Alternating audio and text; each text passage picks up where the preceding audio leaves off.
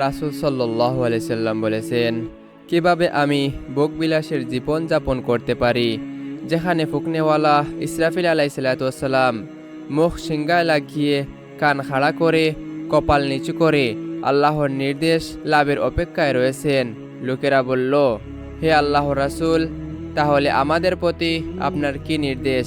তিনি বললেন, তোমরা বলো, হাসবুনাল্লাহি ওয়া নিয়ামাল ওয়াকিল, আল্লাহই আমাদের জন্য যথেষ্ট এবং তিনি সর্বোত্তম পৃষ্ঠপোষক। লোকেরা রাসূল সাল্লাল্লাহু আলাইহি সাল্লামের উদ্বেগ ও অস্থিরতা দেখে অত্যন্ত বিচলিত হয়ে পড়ল এবং জিজ্ঞেস করল, হে আল্লাহর রাসূল, কিয়ামতের দিন আপনারই যদি এ অবস্থা হয়, তাহলে আমাদের মতো সাধারণ লোকের কি অবস্থা হবে? ওই দিনের ভয়াবহ আযাব থেকে মুক্তি পাওয়ার জন্য আমাদের কি করতে হবে? রাসূল সাল্লাল্লাহু আলাইহি সাল্লাম বললেন, সেই দিনের মুক্তির জন্য একমাত্র আল্লাহর উপর ভরসা করো, তারই অনুগত হয়ে জীবনযাত্রা অতিবাহিত করো।